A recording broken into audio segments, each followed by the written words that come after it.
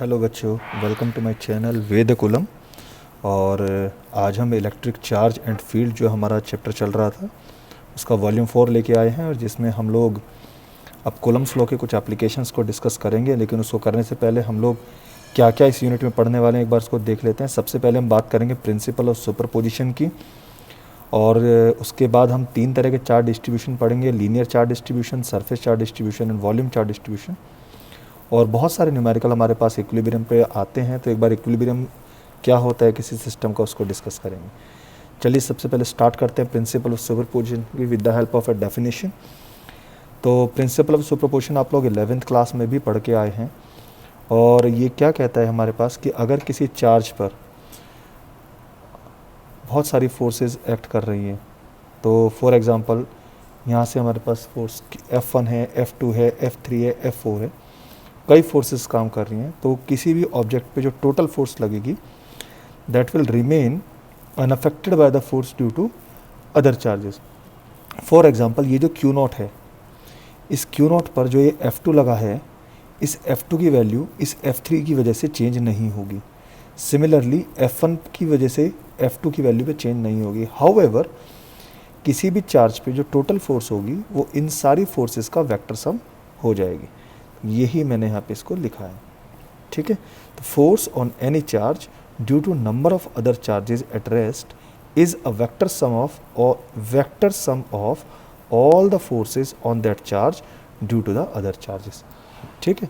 चलिए इसको समझने की कोशिश करते हैं कैसे काम करता है हमारे पास। सपोज कि आप लोगों ने देखिए वेक्टर लॉज पढ़े हैं, जिसमें हमने एक बार आपको पढ़ा था पैरेललोग्राम लॉ पढ़ा है हमारे पास, और पॉलीगन लॉ पढ़ा है, और ट्रायंगुलर लॉ भी पढ़ा है।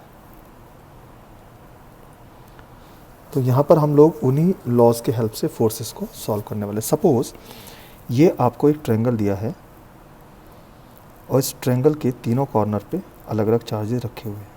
फॉर एग्जांपल यहाँ पे चार्ज Q1 है, यहाँ पे चार्ज Q2 और यहाँ पे चार्ज Q3 रखा हुआ। This Q1 is positive, Q2 is positive, but Q3 is negative. So अब वो मुझे कह रहा है कि बताइए Q2 पर जो फोर्स लगेगी वो टोटल कितनी होगी। अब देखिए Q1 की वजह से इस पर फोर्स लगेगा। अब क्योंकि Q1 और Q2 दोनों पॉजिटिव चार्ज हैं, तो ये रिपेल करेगा, तो फोर्स इस तरफ लगेगी, फोर्स ऑन 2 ड्यू टू 1। इसी तरीके से जो Q3 है वो भी Q2 के ऊपर फोर्स लगाएगा, बट क्योंकि ये नेगेटिव है और ये पॉजिटिव है तो ये अट्रैक्टिव फोर्स होगी, तो Q2 will be attracted towards Q3। So this is force on 2 due to 3। इस तरीके से काम करेगी। अब क्योंकि अगर मैं एज्यूम कर लूँ कि ये हमारे पास एक इक्विलेटर ट्रायंगल है, तो सारे एंगल जो होंगे इंटीरियर एंगल सब 60 डिग्री के होंगे, तो ऑटोमेटिकली ये एंगल कितने डिग्री का हो जाएगा, 120 डिग्री हो जाएगा। तो इस चार्ज पे जो टोटल फोर्स लगेगी वो इन दोनों फोर्सेस का वेक्टर रिजल्टेंट हो जाएगा। तो हम कैसे लिखेंगे, जो टोटल फोर्स होगी that will be equals to force F21 vector plus force F23 vector, ठीक है। और अगर आपको इसका मैग्नीट्यूड कैलकुलेट करना है तो आप इसको ऐसे कैलकुलेट करो। अब यहाँ पर क्योंकि उनके बीच में एंगल 120 डिग्री है, तो कैसे कैलकुलेट करेंगे, हमने फॉर्मूला पढ़ा है कि F1 square plus F2 square plus twice of F1 F2 cos theta. ये हमने पैरेललोग्राम लॉ या ट्रायंगुलर लॉ को पढ़ा है, तो उसकी हेल्प से हम इसको कैलकुलेट कर लेंगे, ठीक है। तो इस तरीके से हम लोग इसको कैलकुलेट करते हैं। सपोज अगर हमारे पास रिजल्ट करने के बाद कोई फोर्सेस जो रिजल्टेंट फोर्स होती हैं वो इस तरीके से आ जाती हैं कि F1 फोर्स ऐसे आ गई, F2 फोर्स ऐसे आ गई, और रिजल्टेंट फोर्स कैसे हो जाएगी, तो क्योंकि ये हमारे पास इनके बीच में एंगल 90 डिग्री है, तो आपको सीधा सीधा पाइथागोरस लगा देना है। This become F1 square plus F2 square, clear. तो यहाँ पे थीटा 90 रखेंगे तो 90 करके वैल्यू टर्म 0 हो जाएगा, तो रिजल्ट हमारे पास यही आ जाएगा। तो ये सब लोग आप 11th क्लास में करके आ चुके हो, बस उसका यहाँ पे मैथमेटिकल प्रेजेंटेशन मैंने आपको बताया कैसे करेंगे। अभी न्यूमेरिकल्स करेंगे, वहाँ पर इसके हेल्प से हम समझ जाएंगे इसको। इसमें एक इम्पॉर्टेंट चीज़ मैं आपको बताने जा रहा हूँ। वो इम्पॉर्टेंट चीज़ ये है कि सपोज़ हमारे पास कि एक फोर्स हमारे पास इस तरीके से काम करता है F1, ठीक है। एक फोर्स हमारे पास इस तरीके से काम करता है F2, एक फोर्स इस तरीके से काम करता है F3, एक फोर्स इस तरीके से काम करता है F4, और एक फोर्स इस तरीके से काम करता है F5, ठीक है। और एक फोर्स ऐसे काम कर रहा है हमारे पास F6। तो हमें कैलकुलेट करना है कि टोटल रिजल्टेंट कितना होगा इन सब फोर्सेस का। ठीक है, इसको आप इस तरीके से समझ सकते हैं कि एक चार्ज है, उस पर जो फोर्स लग रहा है वो इस तरीके से लग रहा है, एक फोर्स ऐसे, एक फोर्स ऐसे 60 डिग्री पे, फिर 60 डिग्री पे एक फोर्स ऐसे लगा, फिर 60 डिग्री पे हमारे पास एक फोर्स ऐसे लगा, फिर 60 डिग्री पे एक फोर्स ऐसे लगा, फिर 60 डिग्री पे एक फोर्स ऐसे लगा, और फिर ये हम इनके बीच में, this is the force F1, this is force F2, force F3, force F4, force F5, this is the force F6। ये और ये लगभग एक ही जैसी चीज़ें हैं। क्योंकि देखिए अगर इसको F1 लेके चलते हैं, ठीक है, तो जब इस F2 को यहाँ पे शिफ्ट करेंगे तो ये इस तरीके से बन जाएगा F2, फिर उसके रेस्पेक्ट में F3 को शिफ्ट करेंगे तो फिर ये इस तरह बन जाएगा। तो ये और ये हमारे पास स्टार डेल्टा ऑपरेशन अगर हम पढ़ते हैं तो उसके हिसाब से समझ जाएंगे आप लोग। तो हमें कैलकुलेट करना है कि अब इस पर टोटल फोर्स कितना होगा। देखिए अगर किसी भी ऑब्जेक्ट पे, किसी भी चार्ज पे नंबर ऑफ फोर्सेज एक्ट कर रही है and if the forces are making a close loop in an order, ये देखिए सारा एक ही डायरेक्शन में सारी फोर्स हैं और they are making a close loop, so हमेशा रिजल्टेंट फोर्स जो होगी वो ज़ीरो होगी। इसको बोलते हैं हम पॉलीगन लॉ। क्लियर? अगर वो मुझसे पूछता है कि बताइए कि F5 के लिए यहाँ पे चार्ज कितना रखा जाए कि टोटल फोर्स ज़ीरो हो जाए, ठीक है, यही पूछता है कि अगर F5 को हटा दिया जाए तो अब बताओ बाकी बची हुई का रिजल्टेंट कितना होगा। तो देखो क्योंकि इन सब का जो रिजल्टेंट है, रिजल्टेंट मतलब कैसे निकलेगा, ये हो जाएगा F1 plus F2 plus F3 plus F4 plus F5 plus F6, that is zero. इन सब का रिजल्टेंट क्या है, ज़ीरो है। और अगर वो बोलता है कि if this force is removed so what is the resultant of all these forces, इन बची हुई फोर्सेस का रिजल्टेंट क्या होगा, तो हमें इन बची हुई फोर्सेस का रिजल्टेंट निकालना है। तो ये रिजल्टेंट किसके इक्वल हो जाएगा, माइनस ऑफ F6 हो जाएगा, ठीक है। तो यानी माइनस ऑफ F6 मतलब जो F6 जो हमने इस डायरेक्शन में लिया है इसकी डायरेक्शन रिवर्स कर दो। इस तरीके से हम प्रॉब्लम्स को सॉल्व करेंगे पॉलीगन लॉ से रिलेटेड। बाकी जो डिटेल में एक्सप्लेनेशन होगा जब मैं कोई न्यूमेरिकल कराऊंगा तो उस टाइम इसको हम डिस्कस करेंगे, ठीक है। तो ये हमारे पास प्रिंसिपल ऑफ सुपरपोजिशन हुआ। चलिए आगे देखते हैं। अब आता है हमारे पास चार्ज डिस्ट्रीब्यूशन। तो चलिए एक बार चार्ज डिस्ट्रीब्यूशन की हम बात करते हैं। चार्ज डिस्ट्रीब्यूशन होता क्या है,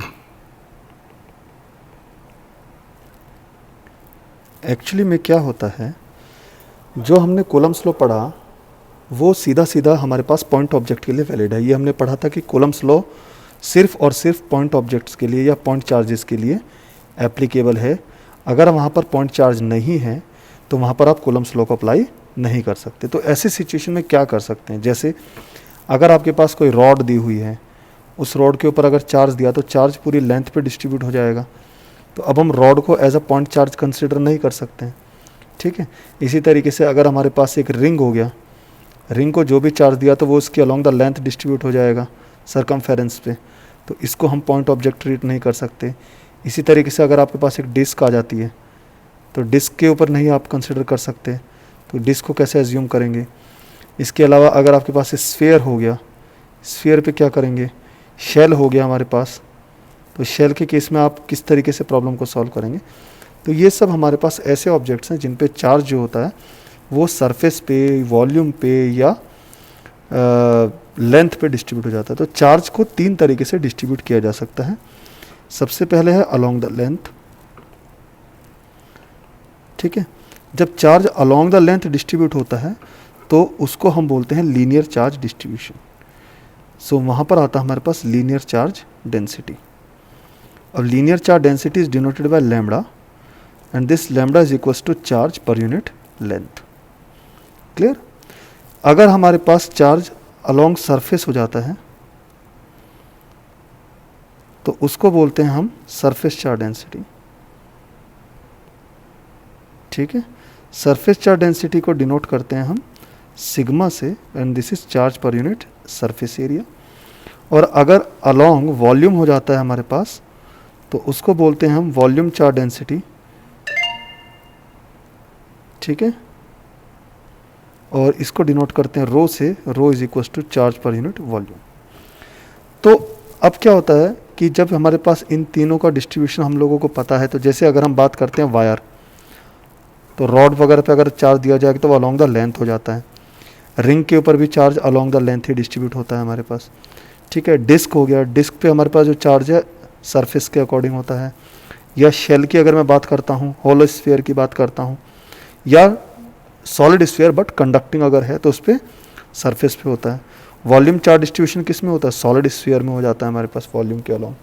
या अगर हमारे पास नॉन कंडक्टिंग सिलेंडर वगैरह ये जितने भी ऑब्जेक्ट्स होते हैं इन पे हमारे पास चार्ज का डिस्ट्रीब्यूशन अलॉन्ग द वॉल्यूम होता है। तो इस तरीके से तीन तरह के हमारे पास चार्ज डिस्ट्रीब्यूशन होते हैं। तो चलिए, तो देखिए यहाँ पे इसको मैंने एक्सप्लेन किया है कि अलॉन्ग द लेंथ होता है हमारे पास लीनियर चार्ज डेंसिटी, इसकी यूनिट हो जाएगी coulomb per metre. Along surface that is called surface charge density denoted by sigma coulomb per metre square.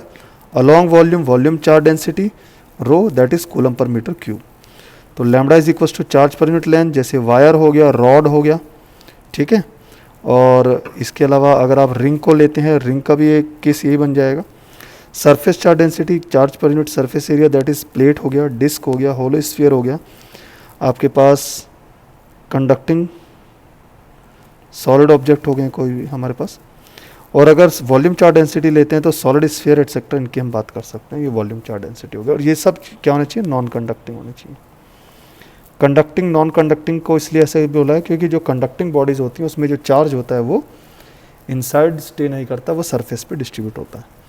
Non conducting objects के अंदर चार्ज बॉडी के अंदर भी एग्जिस्ट करता है, सरफेस पे भी एग्जिस्ट करता है। क्लियर? तो ये चार्ज डिस्ट्रीब्यूशन से जिनको जब हम वायर वगैरह इनकी इलेक्ट्रिक फील्ड कैलकुलेट करेंगे, फोर्स कैलकुलेट करेंगे, तो वहाँ पर ये किस तरीके से यूज़ होगी वो मैं आपको एक्सप्लेन करूँगा। नेक्स्ट हमारे पास टॉपिक आता है इक्विलिब्रियम। इक्विलिब्रियम क्या होता है? तो बेसिकली अगर हम इक्विलिब्रियम की बात करते हैं, इक्विलिब्रियम का मतलब होता है जहाँ पर हमारे पास नेट फोर्स ज़ीरो हो जाती है। तो जब नेट फोर्स ज़ीरो होगी तो उस बॉडी के ऊपर हमारे पास क्या होगा? हम ये बोलेंगे कि ये बॉडी इक्विलिब्रियम में आ गई है। ये 11th क्लास में भी आपने पढ़ा होगा इस तरीके से। तो सपोज़ मैं आपको एक एग्जांपल लेके चलता हूँ कि आपके पास ये अज्यूम कीजिए कि ये एक चार्ज है प्लस क्यू, यहाँ पर भी एक चार्ज रखा है प्लस क्यू, और इन दोनों के बीच में एक और चार्ज रखा है प्लस क्यू, और ये बिल्कुल मिडिल पे है। आर डिस्टेंस इसकी यहाँ पर है और यहाँ से भी इसकी डिस्टेंस आर है। तो देखिए इस प्लस क्यू के ऊपर इसकी वजह से फोर्स लगेगी इस डायरेक्शन में, इसकी वजह से फोर्स लगेगी इस डायरेक्शन में। तो अगर देखा जाए इस पर नेट फोर्स जो हो जाएगी वो कितनी हो जाएगी? ज़ीरो हो जाएगी। तो हम यहाँ बोल सकते हैं कि ये चार्ज जो है हमारे पास ये इक्विलिब्रियम में है, ठीक है। अगर हमारे पास यहाँ पे प्लस क्यू की जगह पे माइनस क्यू चार्ज होता, अगर मैं यहाँ पे माइनस क्यू चार्ज रख देता हूँ, तब भी हमारे पास यहाँ पे नेट फोर्स ज़ीरो ही रहेगी और तब भी ये इक्विलिब्रियम में ही कहलाएगा, क्योंकि इस पे नेट फोर्स ज़ीरो है। पर लेकिन यहाँ पर इन दोनों इक्विलिब्रियम में डिफरेंस है। डिफरेंस क्या है मैं इसको आपको समझाने की कोशिश करता हूँ। सपोज़ हमारे पास केस ये था फर्स्ट कि जब हमारे पास यहाँ पे प्लस क्यू चार्ज रखा था और इन दोनों के मिडिल पे यहाँ पे प्लस कैपिटल क्यू चार्ज रखा है, तो देखिए इस प्लस क्यू की वजह से अगर ये ए है और ये हमारे पास बी है, इस पर फोर्स लगेगा ए की वजह से, इस पर फोर्स लगेगा बी की वजह से। अब क्योंकि ये इस ओ पॉइंट पर जो फोर्स लग रहा है that is proportional to 1/r², और क्योंकि यहाँ से यहाँ तक का जो r है और यहाँ से यहाँ तक का जो r है वो दोनों अभी बराबर हैं, तो अगर मैं इस चार्ज को थोड़ा सा यहाँ से इधर शिफ्ट कर देता हूँ तो क्या होगा? ये वाला जो r है ये कम हो जाएगा, तो ये कम हो जाएगा तो FB है, ये FB जो है ये ग्रेटर हो जाएगा as compare to FA। So this FB will be greater than this FA। तो क्या होगा कि इस पे नेट फोर्स, इफेक्टिव फोर्स इस डायरेक्शन में काम करने लगेगी। तो मैंने चार्ज को डिस्ट्रीब्यूट किया, चार्ज को ट्रांसफ़र किया इस तरफ towards my right side, but net force acts on the left side. So ये क्या करेगा? वापस इसको पोजीशन ओ में ही लाने की कोशिश करेगा। इसी तरीके से अगर मैं इस चार्ज को यहाँ पर थोड़ा सा शिफ्ट करता हूँ डेल्टा एक्स से, तो उस केस में ये वाली फोर्स बढ़ जाएगी, यानी एफ ए ग्रेटर हो जाएगा F as compare to F B. तो अब ये वापस इसको इधर लाने की कोशिश करेगा। तो सिचुएशन क्या होगा कि ये जो प्लस क्यू चार्ज होगा, ये प्लस क्यू चार्ज इसके बीच में वाइब्रेट करने लगेगा, बट अल्टीमेटली रहेगा ये। तो इस सिचुएशन में जो अपनी पोजीशन ओ है, ये इसकी पोजीशन फिक्स्ड हो गई और ये अपनी इस पोजीशन को छोड़ेगा नहीं। सो ऐसे इक्विलिब्रियम को बोला जाता है स्टेबल इक्विलिब्रियम। स्टेबल इक्विलिब्रियम वो इक्विलिब्रियम होता है जब हम इक्विलिब्रियम पोजीशन में किसी भी ऑब्जेक्ट को अगर स्मॉल डिस्प्लेसमेंट प्रोवाइड करते हैं तो वो अपनी पोजीशन को ना छोड़े। लेकिन सोचो अगर मैं यहाँ पर इन दोनों के बीच में